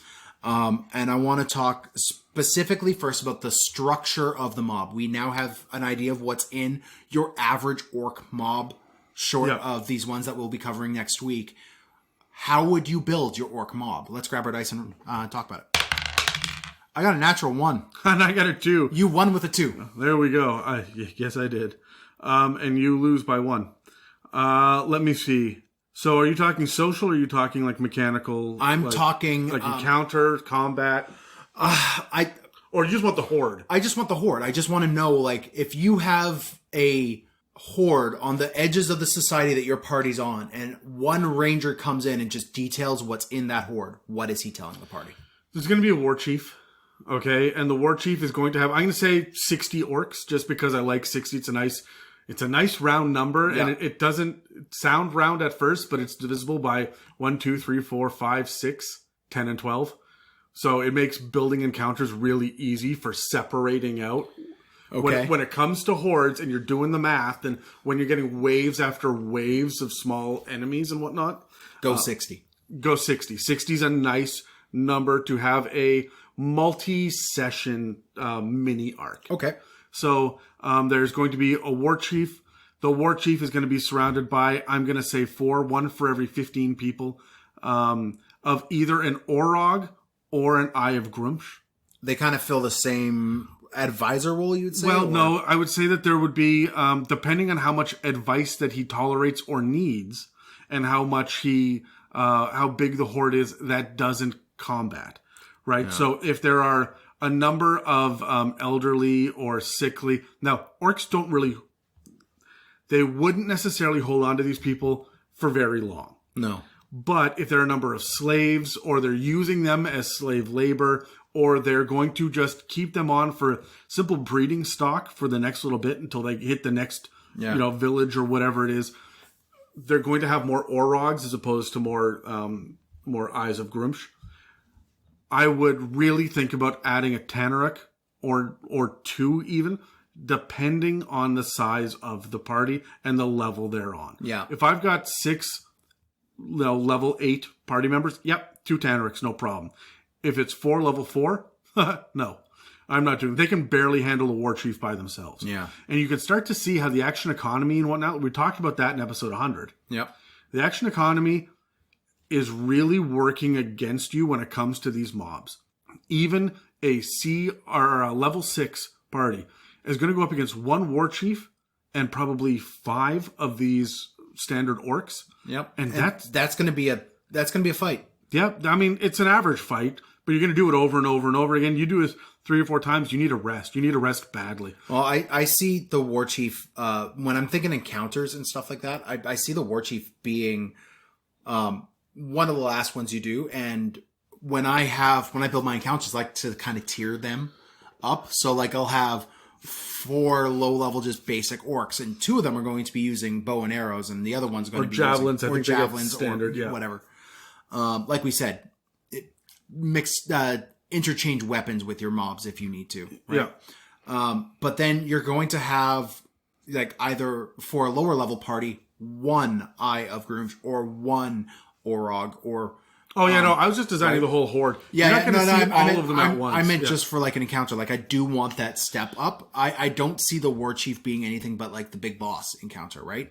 Because remember, he's also going to be collecting all of the best loot, all of the best stuff, which means he's going to have items, he's going to have consumables, he's going to have protection on top of everything. Yep, right? And he's also going to have the ability to pull the ripcord and release the Tanarukk. Yep, and I would, with every single warband that I kind of put together here, or tribe, depending on what the goal of that tribe is kind of how I balance out that Eye of Gruumsh Orog chart. Right? Yes, and so yeah, the size of the number of minions is going to be the big deal here, right? Mm. That's going to tell me how many leaders that I need. The other thing to keep in mind too when you're building this is the Aurochs. The Aurochs are how you are going to get your reinforcements in fucking quickly, right? At 100 feet around, and then remember, aggressive on top of that. Yep. You can just go absolutely nuts on covering battlefields very, very quickly. But the Aurochs are only going to be dangerous when mounted because they're unaligned.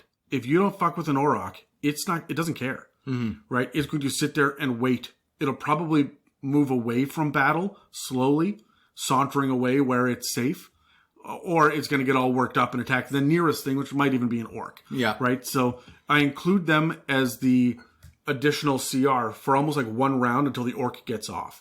Or if it's mounted combat, they're there for the entire time.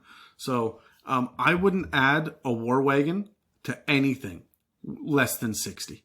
Yeah, no, I'm with you on that one. And like we kind of laid it out here, at least 50 of these members of the Horde are just standard orcs. Yeah. Now, they may have different weapons, and they may come with different leaders and lieutenants, and some of them may be mounted, but they are standard orcs.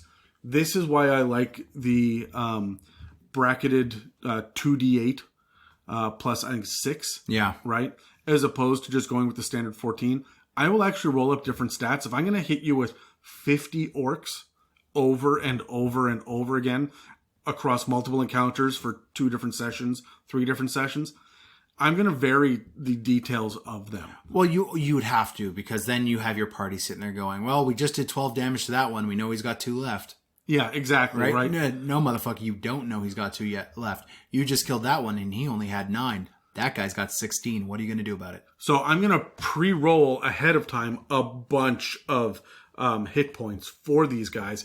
And then every once in a while, I'm going to give one a better piece of armor.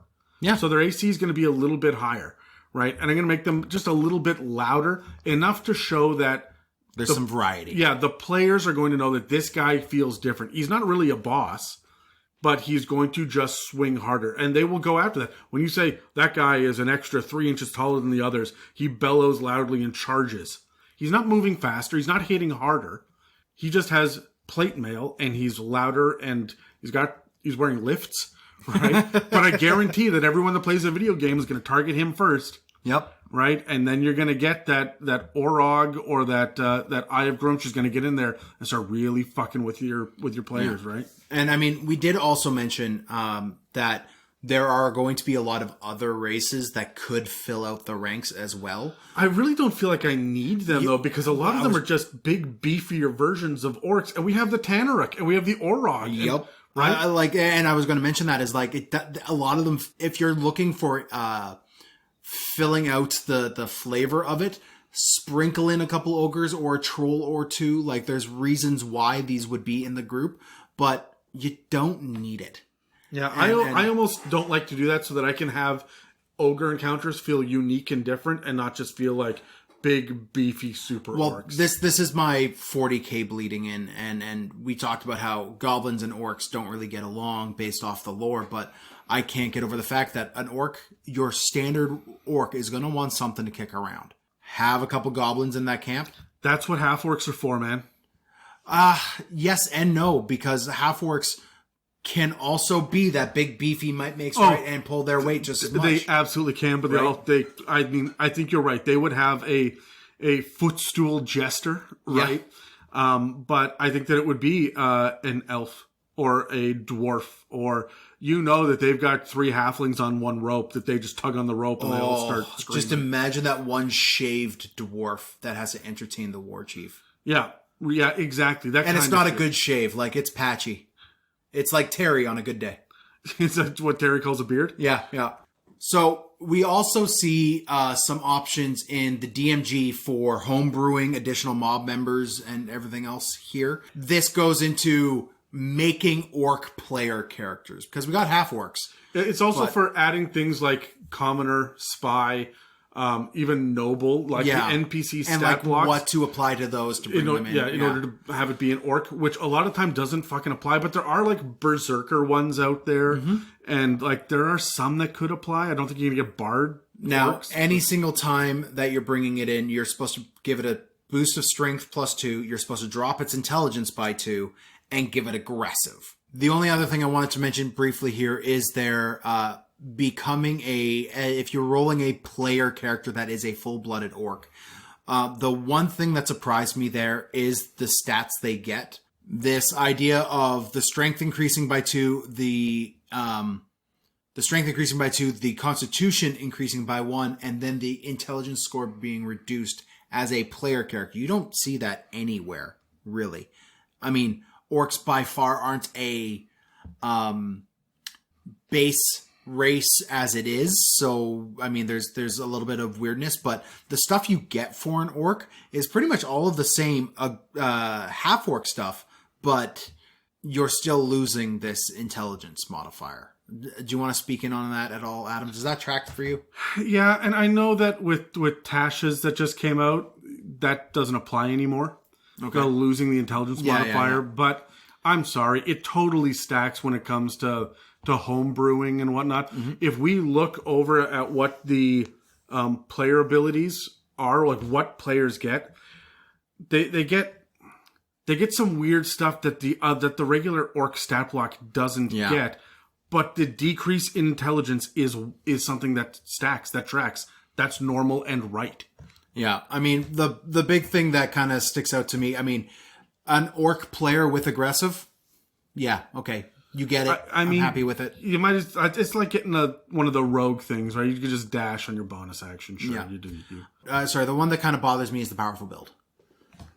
What is it for the people that don't know? So what powerful build is, you count as one size category larger for the for like strength checks and carrying capacity checks and those things, right? That is something that I guess makes a little bit of sense with orcs because they're bigger and beefier, but Goliaths get that. That's a Goliath thing to me. That's not an orc thing. Well, I guess they're trying to differentiate between orcs and half-orcs. It's weird to me that is not included in the damn stat block for a standard orc. And I would say that if you capture an orc The moment that you get out of regular combat as a DM, they've taken a captive or they, I don't know, somehow befriend an orc, you know, and they become an actual NPC in the party. Give them power-filled build. The idea that they get this increased carrying capacity and they can push, pull, and drag more things. Yep. Like, that gives them more purpose as an NPC mechanically. Yeah. And there's so few mechanical purposes to NPCs that are just built right into it. So I would really apply this to everything. And again, that doesn't fucking change the CR. No. This should just have been a part of every orc in the first place. I agree. In my opinion. Yeah. If you're going to have it here, do it there as well. All right, Adam, let's talk about some plot hooks and campaign uses here. Let's grab the dice and talk about... let's give us 2 plot hooks for using orcs in your campaign first, okay? Let's roll the dice. I got a 8 and you got a 4. I got a 4. All right, you're up first. I'm going to lean on this idea of a Tanarukk and the fact that there will be a Tanarukk loose in a town. Local orc tribe got, or in a forest nearby or something. Local orc tribe lost control of their Tanarukk and are fleeing from it. And your party's being tasked to go and take care of it. I have some trouble thinking that they would flee from it. The Tanarukk is not dumb necessarily.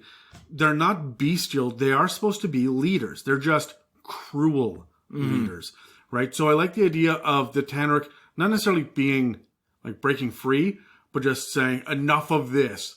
I'm going to this civilization and telling them where the rest of the orcs are so they can exterminate you. Anyone who wants to live, follow me. I guess that's true. Yeah, right. Be cool. So it's the problem that I see a lot of new players running Minotaurs kind of run into as well. Yeah. The idea that they're dumb, big hulking beasts, because that's what we're used to seeing in pop culture. Yep. And they're not. They're intelligent. They're smart. They're people. They're like comic book Bane, not Batman Returns Bane. Or, sorry, Batman and Robin Bane. Yes. Yeah. We nearly had an issue. Bomb. Yeah. I would almost say that they're more Dark Knight Rises Bane.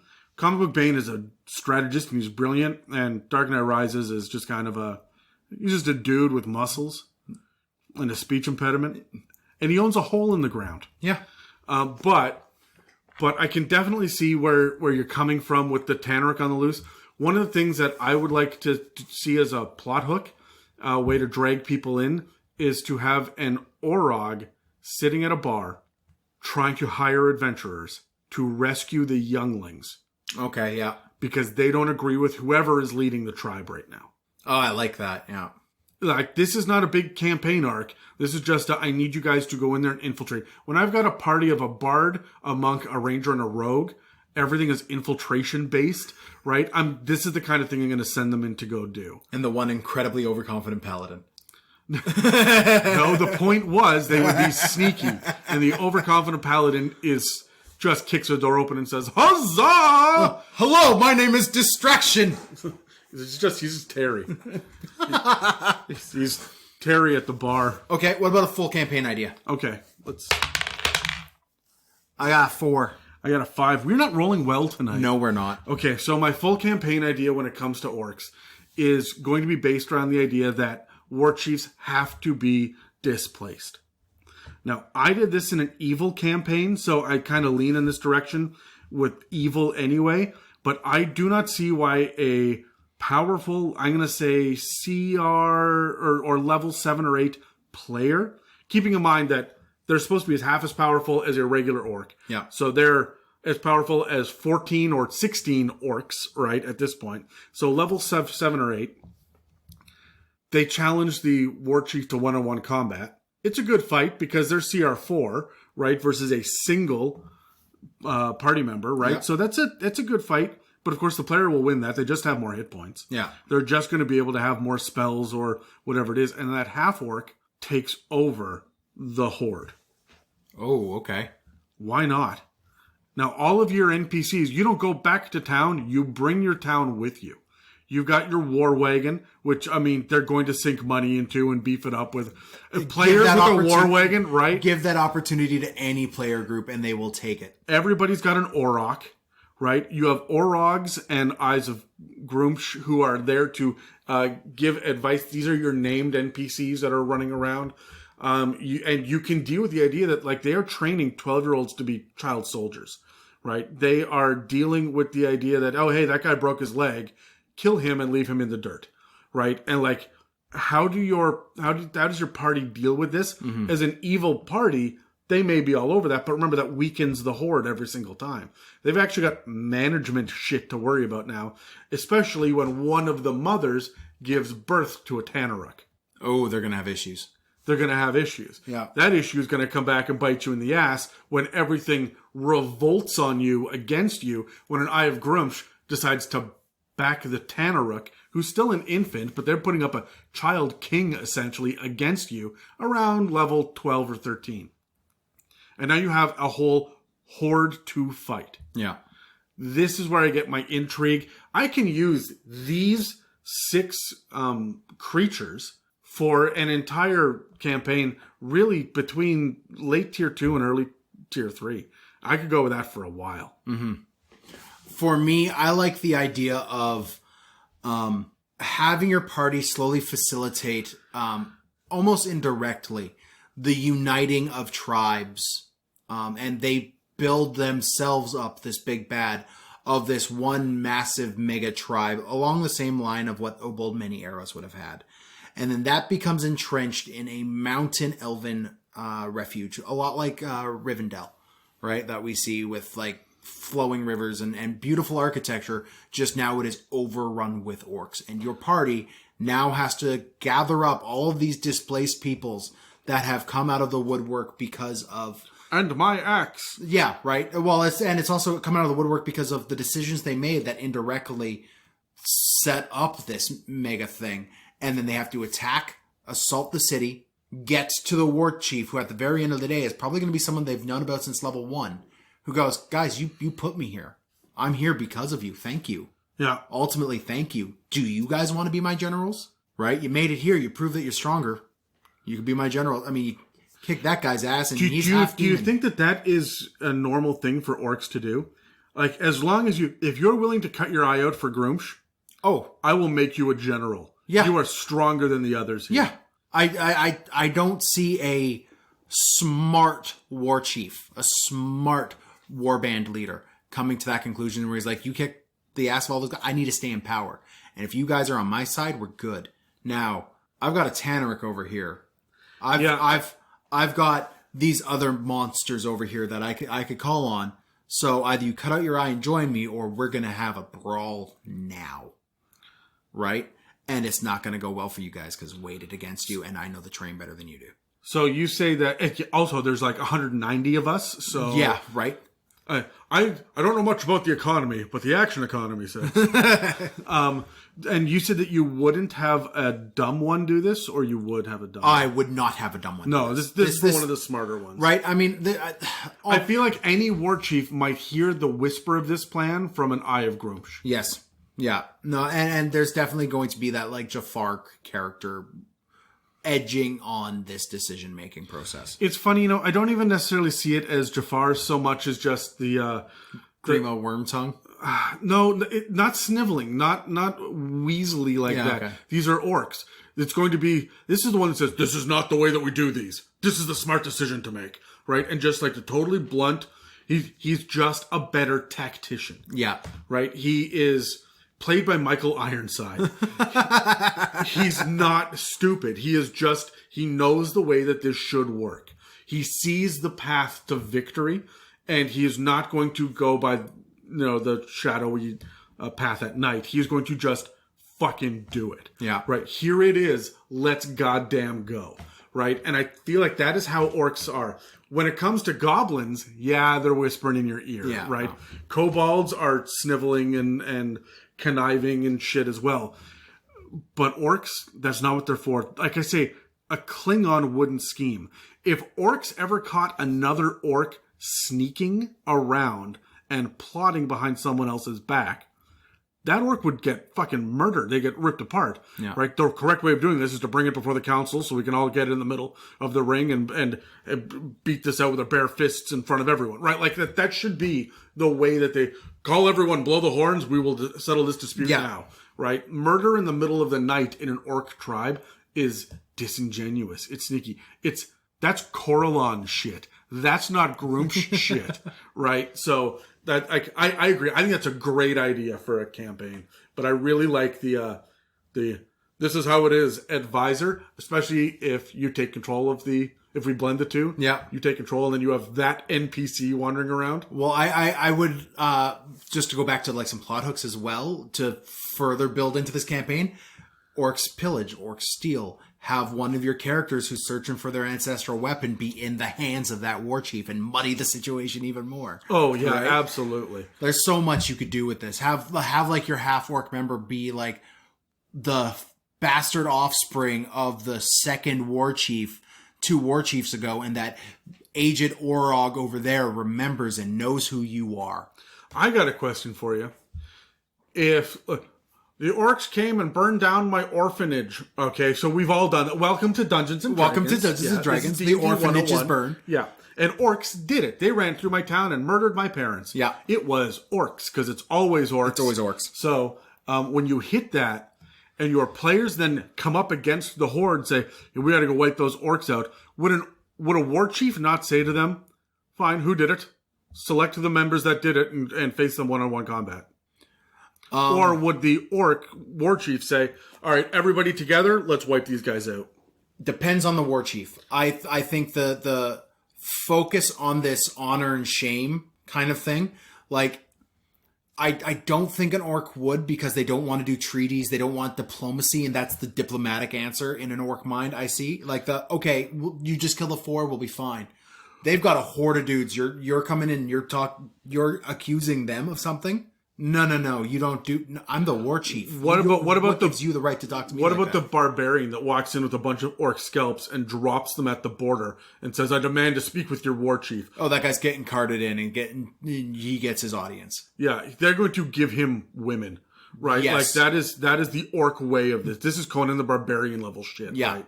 Yeah. And so the bard is not well equipped for this. This is the time when the barbarian and the fighter are the most persuasive members of the entire... I would also say druids, rangers. I would even say maybe a sorcerer, because they're high charisma. Warlock would be good here too. Yeah, but your scholarly wizard, your charismatic bard, your peaceful, calm monk... I just want to see a wizard walk up to a guy and be like, actually...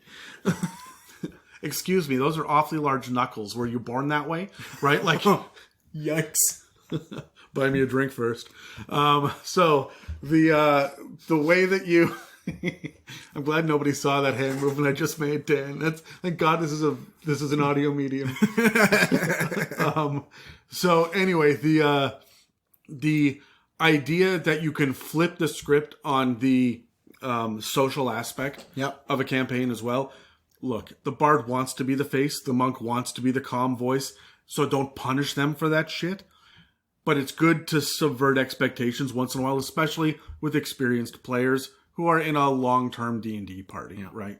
Is there anything else you want to add to orcs here? Yes, lots, but we have a whole other episode to do it with. So. Okay, sounds like a plan. So that's a decent portion of what we could find in 5e on orcs. But we're only about half done.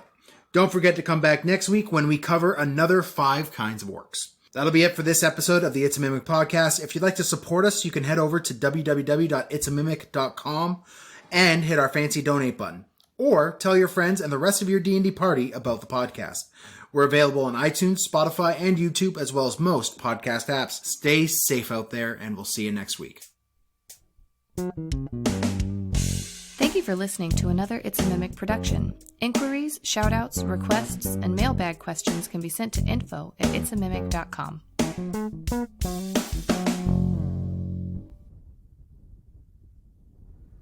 Okay, guys, so we've talked a lot about orcs today. But I'm curious about what they do in their free time, in their tribe, when they're not raping and plundering and pillaging villages. What do they do to get out that competitive side? So my question to you is this. If orcs could make a sport of some sort that's not hunting, what sport would it be to kind of get out that competitiveness?